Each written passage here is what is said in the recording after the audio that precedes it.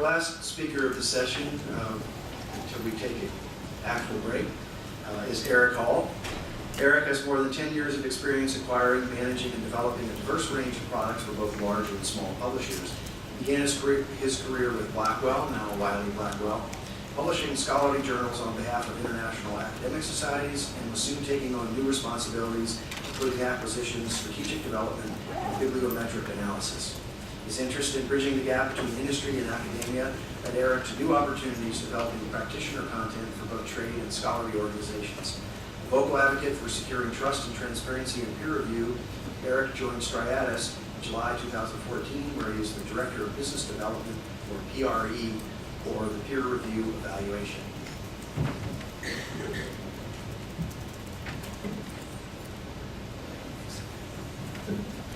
Thanks very much for the introduction, and thanks very much for having me. I'm batting cleanup here, so I realize you're all probably ready for a break. I'll try to be as quick as I can.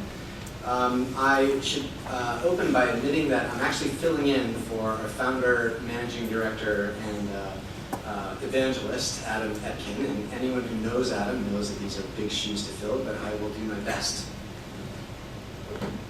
So I'm going to try to cover two things today, and a third if we have some time.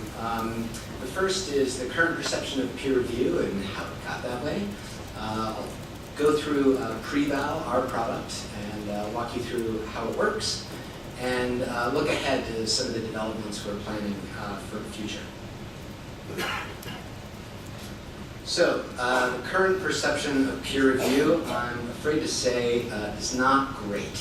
So these are some clippings that have appeared in the last couple of years related to peer review. They are quite scandalous, and for those of us who've been in the industry a long time, we tend to gravitate towards these news items. It's something really exciting happening in our industry, even if it's not strictly positive. Without going through them one by one or calling anybody out, these scandals all relate to sloppy editorial practices, peer review rings, paper mills, misattribution, and a general corruption of peer review, either at the article, journal, or publisher level, unfortunately. So we're aware of a lot of these problems facing peer review, those publishers out there. But what about the general public? Well, I'm sorry to say that that picture isn't great either. These are just a selection of some of the articles that appeared in the mainstream press in the last year. As you can see, peer review is not just a concern for scholars, it is also making its way into the mainstream. And I would argue it's probably spilling over and fueling a lot of the distrust of scholarly publishers in general. There have always been individuals intent on gaming our systems, but these efforts have been more institutionalized and certainly more sophisticated in the last couple of years. But it wasn't always this way. This is definitely something new. So how did we get here? Well, I think there's sort of a perfect storm happening right now of both external and internal pressures. The first, of course, is competition for funding and advancement is increasing the pressure to publish. Some researchers simply must publish just to maintain their current position. We've seen this in places like China and India. And unfortunately, some have resorted to fraud or just outright plagiarism to maintain or improve their position within academia. We're also seeing the number of published articles increase dramatically. So just between 2013 and 2014, there was a 20% increase in the number of scholarly articles published. It went from 2 million to 2.5 million. This has put a tremendous strain on the people who are responsible for peer review, particularly editors. Editors really struggle to manage the number of submissions, and they will sometimes resort to shortcuts. An example of this is blindly using suggested reviewers from authors, or using reviewers that may be unqualified and not really doing their homework to determine if they are the appropriate person to be reviewing that paper. This puts a strain on reviewers as well, our unsung heroes of scholarly publishing. They are getting more requests for review, and of course they have less time in which to evaluate a paper. Excuse me. This often can lead to a cursory review, or what I sometimes call a red flag review, which is they'll generally accept the paper unless there's something really egregious, really just to get it off their desk in some cases. We're also seeing fierce competition among publishers. This is nothing new, of course, but publishers and editors are really competing to publish a finite number of impactful papers in the fastest manner possible. We've seen things like rapid review, and unfortunately this often compounds the pressure on editors and reviewers that already exists. We've seen fast-tracking peer review for a fee. One such publisher is using the service Rubric, and the concern there is this might actually establish two pathways to publication: a fast pathway for those who can afford it, and a slower pathway for those who cannot. And the general rush to publish, and particularly the rush to capture greater readership and appeal to people in places like social media, can result in real lapses in general quality control and editorial standards. We're also seeing a greater demand for transparency in peer review. I happen to think this is a good thing. This is coming from advocates for open access. It's no surprise that this trend towards openness is now making its way into upstream, into the editorial function. And those concerned about the recent scandals are beginning to demand more transparency in peer review. Finally, we're seeing more varieties of peer review than ever before. In the course of our work, Adam and I have had to talk to just about every major commercial publisher, dozens of scientific societies, and we've been absolutely amazed at the variety from one journal to the next. In some cases in the same journal. Some papers are peer-reviewed one way, and other papers in that very same journal are peer-reviewed another way. There are lots of different kinds of peer review now that there weren't in the past. We've seen pre-publication peer review, or sometimes referred to as traditional peer review. This is your single-blind or your double-blind. We've also seen post-publication peer review. There's lots of different ways you can do that. And of course, open review. There's still some debate as to what open means. This may sound very familiar to your OA advocates out there. But I think what I want to highlight is that there are lots of different methodologies, lots of different workflows to peer review that didn't exist before. A lot of this is made possible by the migration of this very important function of scholarly publishing into the digital space. Yet, we still use peer review interchangeably. If you ask one journal editor what peer review means to them, it could mean something very different to their own authors, their reviewers, and certainly to editors of other journals.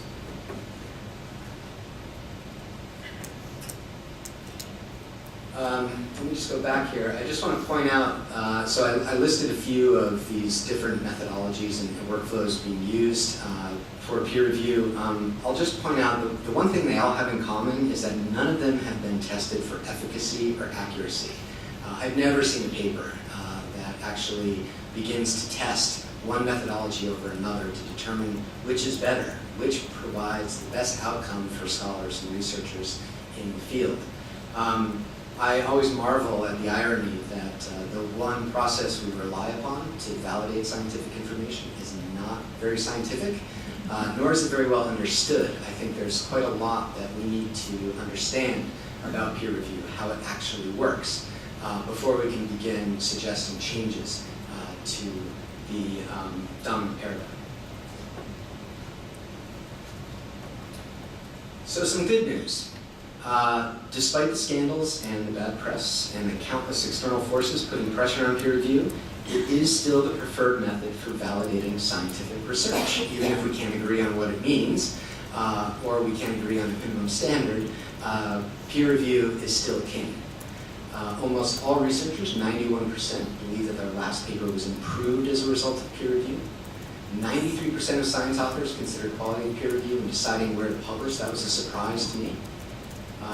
84% believe that without peer review, there would be no control in scientific communication, which I think is a really important point. But the point I want to leave you with is most, 69% of researchers are satisfied with the current system of peer review, but only a third think that the current system is the best we can do. So peer review may still be king, but boy, it needs a lot of work. Fortunately, there are several organizations, PRE included, working to improve peer review and optimize scholarly communication for the 21st century. Just mention a couple here. Our friends at ORCID are working very hard, not just to make ORCID IDs ubiquitous throughout scholarly publishing, but also they found new utility for ORCID IDs, which could perhaps be the answer to some of these peer review rings we're seeing pop up. The Equator Network, you may be familiar with, the new medical publishers out there. They have instituted very clear guidelines for how to do things like randomized controlled trials. We're seeing more and more journals requiring that authors certify that they followed the Equator Network guidelines as a component of peer review. OASPA, DOAJ, they are trying to single out the legitimate open access publishers and maybe curb some of the more predatory publishers. Our friends at Retraction Watch are now working on a standard for retraction. We hope that it gets mass appeal and people sign on to it, and we'll certainly try to incorporate that into our product. And just one last one I'll point out here. There's a number of great groups doing work in this area. But PEER, that one at the bottom right there, is the most interesting to me. They are the first, just to give you a sense of how important peer review has become, PEER is the first multinational government-funded research project devoted to looking at peer review in a scientific way.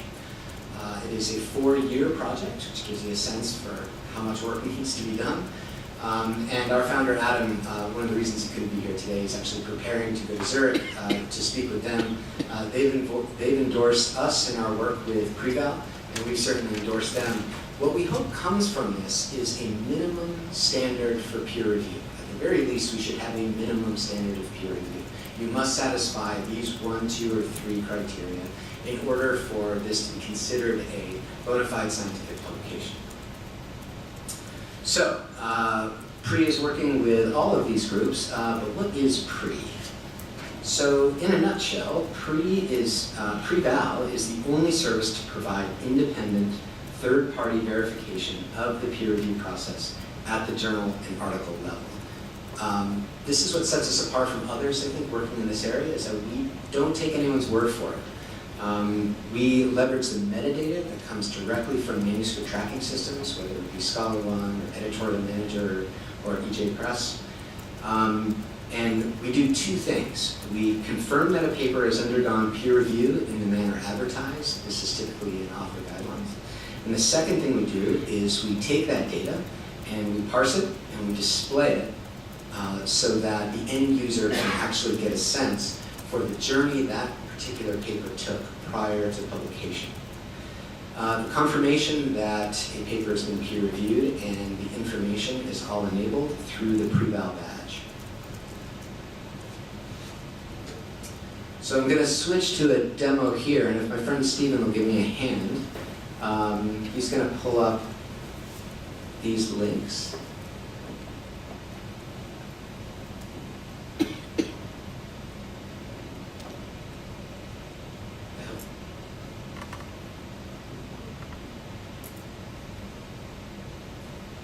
Excellent.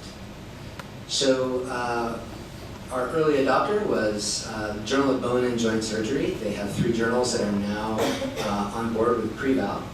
And what they've done is they've chosen to put the Preval badge at the very top of the content page. This is to reassure their readers that this paper has gone through a rigorous peer review process. It's not just us saying this. It has been validated by a third party. The badge can really go anywhere. It's a very simple API. It's about 3 lines of code. Our friends at Highwire have been very helpful in implementing this particular implementation. And we are working with other platform providers as well to make this available. Stephen, if you just click on that badge there, we'll get to the meat of the service here. So by clicking on the badge, the end user can see the journey this particular paper took prior to publication. So the DOI is there. Method of review, was it double blind, was it single blind? It could have been open review. We also provide a link to the policy page that clearly states what the journal is supposed to be doing according to their own policies. Rounds of review prior to acceptance with the article screened for plagiarism, date of original submission, etc. To the right there, you'll see roles who reviewed. So this is very important because it indicates to the end user who's actually taken a look at this thing. Was it the editor-in-chief and just one reviewer? Was it the editor-in-chief and 3 reviewers? Was it the editor-in-chief, 3 reviewers, and a statistical editor? The more eyeballs, the better in our view. And it's important that the end user get a look at this. At the very bottom of the page there, you'll see some logos. And these logos are to indicate that this particular journal is a member in good standing with organizations like the STM Association and COPE, both of which require the publisher to sign their code of conduct. This is just another added layer of reassurance for the end user. If that journal is collecting ORCID IDs, either from authors or reviewers, we certainly want to call that out. I'll get to this in a minute, how we're working with ORCID to try to break up some of the peer review rings. And it obviously is the journal available in PubMed. These are really just layers of credibility, once again reassuring the end user that this journal is employing best practices, and if they have any doubts, they can see the details for themselves and make up their own mind. Stephen, if you'll click on that next link there, I'll show how this looks. Yeah, that'll work. If you just page down a bit, if you don't mind. Great. So we've also partnered with the American Diabetes Association. Just a bit further, Stephen. And a little bit further. And perfect. So as you'll see, this is your standard TOC page, nothing very exciting there. What the ADA have asked us to do is use a text link instead of the badge. Perfectly fine, we can do that. Stephen, if you look at that first article there, you see the pre-val link in the purple, just to your left, and to your right, almost there, right there, perfect. And again, by clicking on the badge, the user can see the journey this particular paper went on prior to publication. They are members of COPE, they are in PubMed, and they have not begun collecting ORCID IDs yet, to my knowledge, but that's to come. And one last example, if I can. One more over there. There you go. So this is not live, but I wanted to give you a sense. At the moment, publishers are sort of being forced into one of 2 extremes. They can either maintain this traditional black box of peer review where your paper goes in, some things happen behind the scenes, and then a decision is rendered without much idea of how that decision was reached. Or you can go open review. We don't think publishers should be forced into this either-or scenario. There should be some layers of openness that publishers are comfortable with. I think it depends entirely on the community they're trying to serve, their society policies, their editors and their editorial board policies. But this is an example where a journal that is wanting to employ open review can do that through pre-val. So Stephen, if you'll just click on that link again. Excellent. And if you'll page down to the bottom there, you'll see those 2 arrows, up and down arrows. And by clicking on the down arrow and paging down a bit further, this is dummy text, obviously, but you can imagine where if this were an open review journal, you could show the reviewer names if you chose to do that. You could show the reviewer commentary, and you could provide the user with a really deep sense of what was considered when the decision for this paper was rendered. Now, I want to be very clear here that data and data security is something very important to publishers. We do this very early on. So our policy is this. If you are not going to display it in the pop-up window, we don't even store it. And that is to reassure publishers that their data is is secure, that it's not going to go walkabout and appear on some other site, or be scraped by one of the million bots we're all combating at the moment. But if a publisher chooses initially to maintain some level of anonymity, maybe they don't want to show reviewer names, maybe they don't want to share reviewer commentary, and then maybe a year later they decide actually we do want to go with open review. For us it's very simple, almost as simple as flipping a switch. We can enable this on the fly. So I think I've got just a couple more minutes here. Stephen, if you could get back to the slide deck.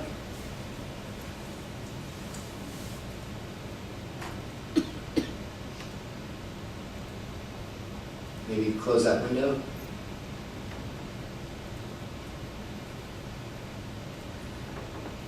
So I just want to point out a couple of things. We think pre-val is an excellent service in its own right. And just to be clear about how it works, the minute a paper is assigned a DOI, a packet of metadata is automatically sent from the manuscript tracking service. We have an agreement in place with Ares at the moment. They've been incredibly helpful in getting this developed. The data comes to us, it's parsed, and then it's displayed via that badge. That badge is 3 lines of code that sit within the publisher platform, whether it be Highwire or others. And that's what enables the user to really see this data on their end and make up their own minds about what peer review is rigorous enough for them. So I think I'm out of time. I'll close it up there. Just thanks everyone for your time, and if you have questions, I welcome.